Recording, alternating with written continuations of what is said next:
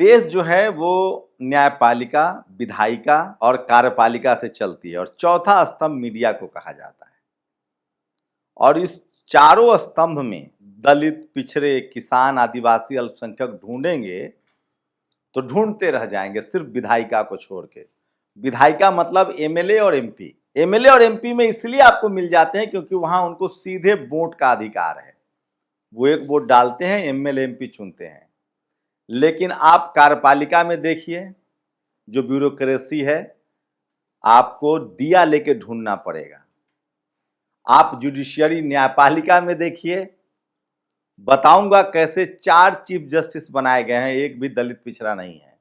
और मीडिया चौथा खंभा, एक भी इस देश में मीडिया मालिक जो है वो दलित पिछड़ा नहीं है, न कहीं संपादक है न पत्रकार। अब बताइए, लोकतंत्र के चारों पिलर पर विधायिका में 50% के करीब, अभी सिर्फ 90% लोगों जिनकी आबादी है उनके सिर्फ 50% भी नहीं पहुंचे हैं सांसद, एमएलए।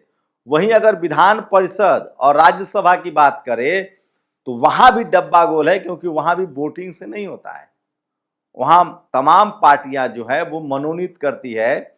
तो विधान परिषद और राज्यसभा, इन दोनों जगह भी दलित पिछड़े ढूंढते आप रह जाएंगे। लेकिन सबसे ज्यादा जो कम है वो है मीडिया में, उस पर बात करेंगे। लेकिन आज शुरुआत न्यायपालिका से। चीफ जस्टिस ऑफ इंडिया जो है वो सूर्यकांत शर्मा हैं। सुप्रीम कोर्ट के कोलेजियम ने 4 जजों को हाई कोर्ट का चीफ जस्टिस बनाने की सिफारिश की है। Justice MC Tripathi Bombay high court का चीफ जस्टिस बनाए गए हैं। Justice Ashwini Kumar Mishra Punjab Haryana high court, justice RB चूग कलकत्ता हाई कोर्ट, जेबी कामेश्वर राव पटना हाई कोर्ट। इन जजों में एक भी ओबीसी एससी एसटी का नाम नहीं है। वर्तमान में किसी हाई कोर्ट में chief justice OBC SC ST नहीं है। दुख इस बात का है कि कोलेजियम की नियुक्तियों पर किसी भी राजनीतिक दल ने विरोध नहीं जताया।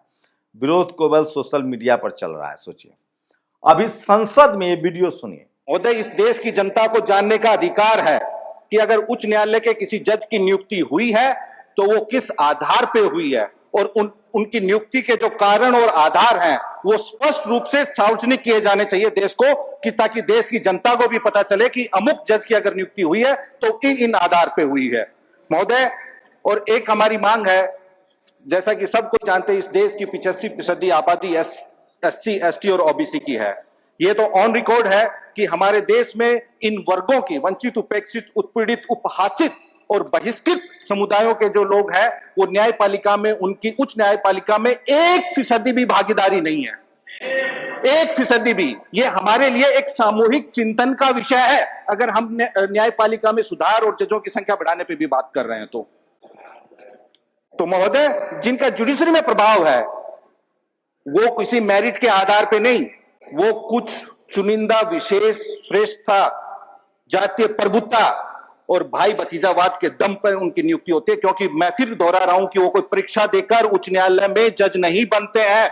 वो, जैसा कि माननीय मंत्री जी ने कहा, कोलिजियम सिस्टम की उपज है। और कोलिजियम सिस्टम में कौन लोग बैठे हैं, उसमें हमारा आपका भी कोई से नहीं है, इस पार्लियामेंट का भी से नहीं है। क्यों नहीं है, उस पर भी एक व्यापक विमर्श होना चाहिए महोदय। इसलिए हमारी मांग है कि इस कॉलेजियम सिस्टम को समाप्त करना चाहिए, ध्वस्त कर देना चाहिए और न्यायपालिका में, उच्च न्यायपालिका में आरक्षण होना चाहिए। ये संजय यादव हैं, आरजेडी के सांसद हैं। इन्होंने कहा कि जजों की भर्ती हाईकोर्ट और लोअर कोर्ट में एग्जाम होता है, उसमें भी कई राज्यों में रिजर्वेशन नहीं है, लॉ कॉलेज में रिजर्वेशन नहीं है।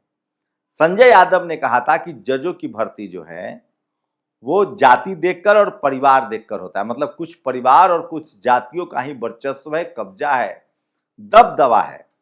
सुन लीजिए आप ये वीडियो दोबारा। तो महोदय, जिनका जुडिशरी में प्रभाव है वो किसी मेरिट के आधार पे नहीं, वो कुछ चुनिंदा विशेष श्रेष्ठता, जातीय प्रभुत्ता और भाई भतीजावाद के दम पर उनकी नियुक्ति होती है। क्योंकि मैं फिर दोहरा रहा हूं कि वो कोई परीक्षा देकर उच्च न्यायालय में जज नहीं बनते हैं। अभी संसद में बहस हुई है।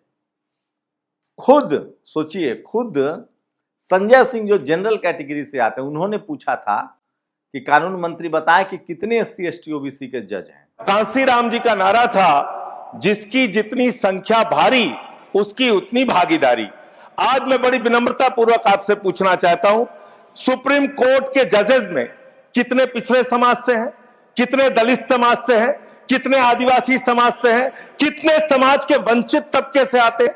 नहीं मान्यवर, उनकी भागीदारी बिल्कुल शून्य है। इसलिए न्याय अगर आप करना चाहते हैं, आज न्यायपालिका हो, कार्यपालिका हो, विधायिका हो, पत्रकारिता हो, सब में बराबर का प्रतिनिधित्व समाज के वंचित, शोषित, पिछड़े, दलित, आदिवासी तबके को देना होगा। ये स्थिति है जुडिशियरी की। उसके बाद मैं आपको बता रहा हूं, एक और खबर बताना चाह रहा हूं। ये तो हो गया जुडिशियरी की। सोचिए, इस देश में जुडिशियरी से ही देश चलता है। इससे कोई इनकार नहीं कर सकता है कि जुडिशियरी जो है लोकतंत्र का सबसे मजबूत खंभा है और इस पर बहुत कुछ निर्भर है।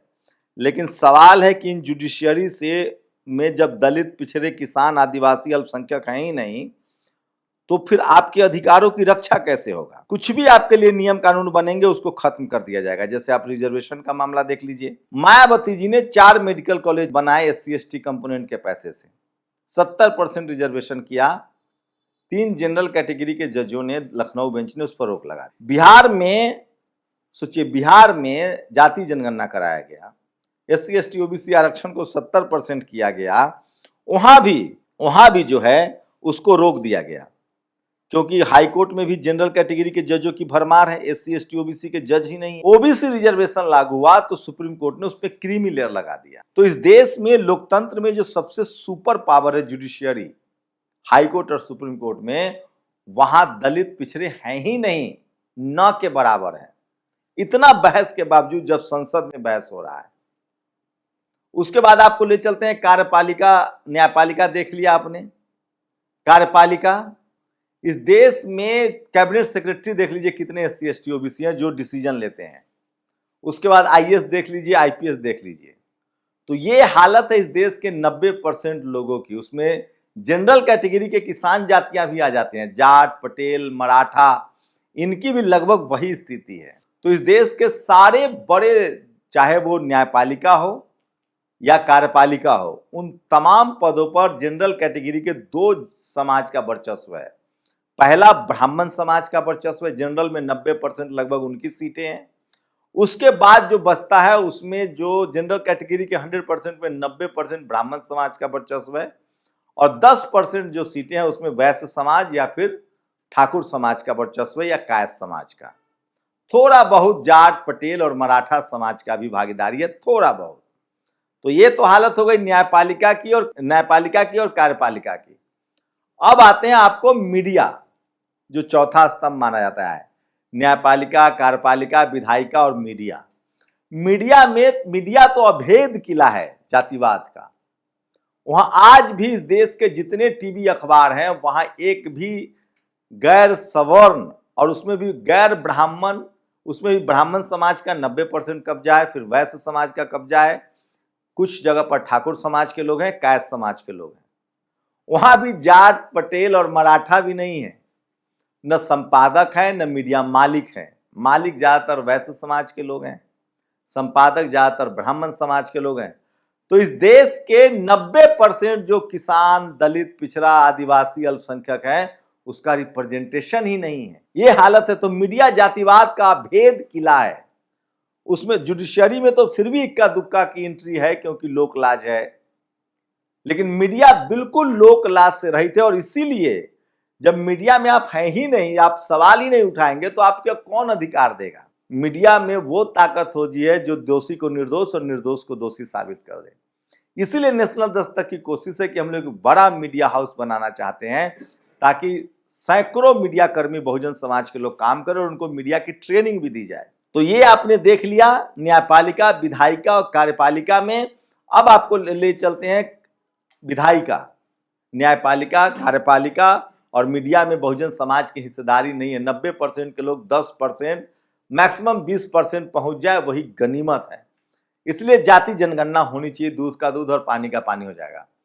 अब जो विधायिका है, MP MLA, उसमें चूंकि सीधे वोट है, दलित पिछड़ों के पास वोट है, तो वोट की वजह से उनको ये मौका मिलना, थोड़ा बहुत मिलने लगा है। अब शुरुआत में नहीं था। जब मंडल कमीशन आया तब OBC की याद आ रही है। जब SC/ST तो अभी भी रिजर्व सीट पर ही चुनाव जीत रहे हैं। वहां भी 50% से ज्यादा जनरल कैटेगरी के लोग हैं। मतलब जिनकी आबादी 10 से 15% है, वो संसाधनों में 90% पर कब्जा किए हुए हैं। आप वाइस चांसलर देख लीजिए सेंट्रल यूनिवर्सिटी में, आप doctors, engineer, professors, SP, DM, collector सब देख लीजिए। और मैं फिर कह रहा हूं कि इस देश में बिल्कुल जातिवाद नहीं है। हम सब लोग दूध के धुले हैं, हम सब लोग गाय माता की तरफ पवित्र हैं, हम सब होली काऊ हैं। यहाँ नहीं है जातिवाद। यहाँ तो गंगा की कस्में खाई जाती है, यहाँ तो पत्थर को पूजा जाता है, यहाँ तो पत्थर में प्राण डाला जाता है, यहाँ तो पशु पक्षी नदी नाले हम सबकी सेवा करते हैं, पूजा करते हैं।